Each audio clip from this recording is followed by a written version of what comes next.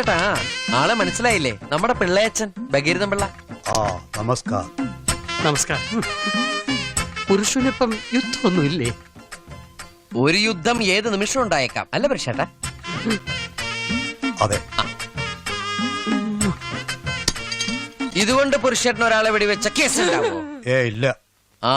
അതാണ്, പട്ടാളക്കാരന് ആരെ വേണമെങ്കിലും വെടിവെക്കാം. പിള്ളേച്ചനെന്താ വെട്ടുകത്തിയൊക്കെ ആയിട്ട്? വെറുതെ. ഇതുകൊണ്ടിപ്പം ശീമക്കൊന്നയുടെ കൊമ്പോ അടിക്കാട് വെട്ടാനോ കൊള്ളാം. തീരെ മൂർച്ചയില്ല. നല്ല മൂർച്ചയുണ്ട്, വെട്ട് പിള്ളേച്ച. എന്നാ ഞാൻ പോയി അടിക്കാട് വെട്ടി വെച്ച് വരാം.